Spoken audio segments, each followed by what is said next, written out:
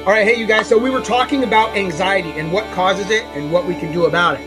And so I'm reading this really cool book about anxiety and how anxiety is based in fear. And the book is called How Emotions Work. It's by Sean Webb. It's really cool. If you want to read it, I'd say go ahead and grab it. It's great. And so what he does is he takes this idea of fear and anxiety and he breaks it into a quotient, right? So it's a solvable problem, basically, based in science. So he has a couple of things, and he says that the limbic system, which we talked about before, the limbic system is that part of your brain that's designed just to keep you alive. So it's constantly scanning for threats in your environment so that when it sees one, it can let you know so you can avoid it, you can run, you can fight, you can hide, you can do whatever you need to do to stay alive. That's the only job of the limbic system, is to keep you alive. And so if you were walking through the forest and a bear jumped out 10 meters ahead of you, your limbic system would fire off all these chemicals telling you to run, fight, or hide, right? And probably going to run because you're not fighting a bear and you're probably not going to hide from him either. So that's what your limbic system is going to do. It's going to say there's a physical threat here, something that can do us harm, so let's get out of here. Let's preserve life. And so he takes that example right there and he breaks it down into a formula. So he calls the first part of it, he calls the EP, which is the explanation for performance regarding self, right? So it's how are you going to perform to keep self alive? And so at its basic form, self is just your body, the inside of your body, to keep that going and keep that functioning. That's at its basic form. Now, the other part, so you have EP.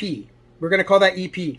The second component is called RP, which is our reality that we perceive, the reality that we see in front of us that we perceive.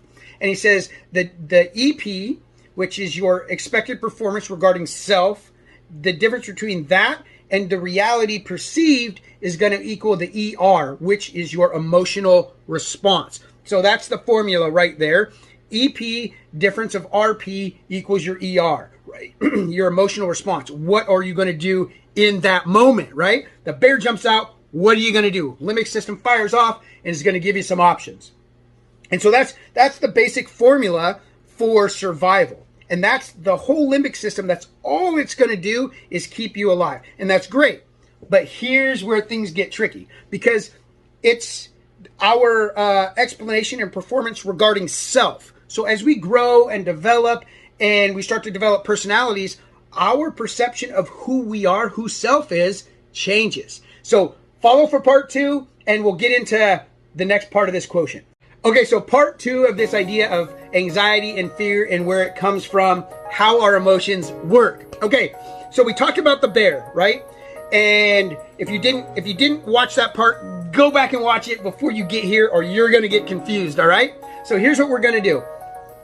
We already know the formula, so we're talking about the perception of the explanation for performance regarding self, who we are, who do we say that we are. And so as we grow, our idea of who we are changes, right? Our perception of self changes, and we start adding things to it, right? So it may be my religious affiliation is part of self. The sports team that I root for becomes part of self. The state that I grew up in or the neighborhood that I grew up in, that becomes part of self, part of who I am, part of my identity. It can be my job. Being a Marine is part of who I am, right? And so that's my idea of self. And so now if we use that same formula that we used before, right? The difference between the EP, the RP equals the ER. So the difference between our perception of self and keeping self alive, the difference between that and perceived reality will equal our emotional response, right? How are we going to react when we feel that our self is threatened? And so this is where anxiety starts to come into play, is right here. Because when our idea of self is challenged or our idea of self feels in danger, we're going to have an emotional response. Very similar to how we felt when the bear popped out. So let's just say, for example, the Chicago Bears, right? That's your favorite football team. And so that's part of your identity. Maybe you grew up in Chicago, you've been rooting for them since you were a kid, and they're in the Super Bowl and they are losing. It's like neck and neck, you know, and they're losing right now. And you may feel some anxiety because of that.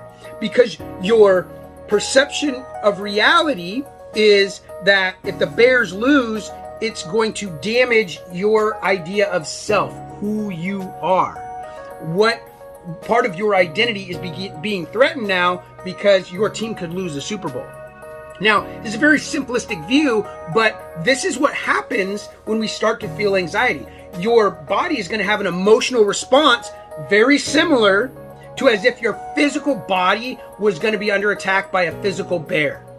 Even though you're not in any physical danger, the idea of yourself, your person, your identity, who you are could be under threat. So you're going to have the same EP, the same emotional, or the same ER, the same emotional response as if there was a physical threat right in front of you. All right, so follow me for part 3, and we're going to come to a conclusion. I'm going to wrap this thing up in a nice tiny little bow for you. Okay, so we talked about the limbic system and how it keeps us alive. And when there's a real threat, it fires off some chemicals, some adrenaline, some cortisol to keep us alive. And then we talked about when there's just a perceived threat to self because self has grown. And so it could be, we use the football team as an example, but it could be anxiety because you may be getting fired. And you've been at this job for 20 years. It's part of who you are. It's part of your identity. And so that idea of yourself is now in jeopardy. It's being challenged. It's in danger. And so it can cause that same emotional response as if you were physically going to be getting harmed. Because remember, the limbic system doesn't know between what's real and what's perceived. What's real and what's perceived. Only the conscious mind can do that. The limbic system, which controls these fight, flight, or freeze responses, has no way to determine what is real and what is perceived. So if it thinks that this idea of self is being challenged or being threatened in some way, it's going to start firing off those responses to keep you alive. And that's where anxiety starts to come in, because we feel like our idea of self, who we are, is being threatened. And so all of this comes down to basically a fear of loss. And so I took some notes here, so I'm going to read them for you guys. When I read books, I take copious amounts of notes. And so this is what I wrote. It says, basically, it is the fear of loss or damage to self that causes anxiety. The limbic system engages. In a real threat, when a bear leaves, the threat leaves. But in a perceived threat, like the loss of a job, the loss of a relationship, the loss of your home, there's no way for that to physically leave you. It can be in your thoughts constantly. That's where you start getting into anxiety disorders and having panic attacks. Because when the bear leaves, when the physical bear comes in, you have anxiety, right? The limbic system fires off and you're ready to go. But when the bear leaves, so the threat's gone, so the limbic system shuts down that response because it doesn't need it anymore. But when it's the idea of self, I'm going to lose my job, my career, my marriage, my children, whatever that is, that's part of your identity, when you're going to lose that, there's no way to physically see that in your perception of reality. So you can't see that physically, so the brain doesn't know, the limbic system doesn't know when to turn it off.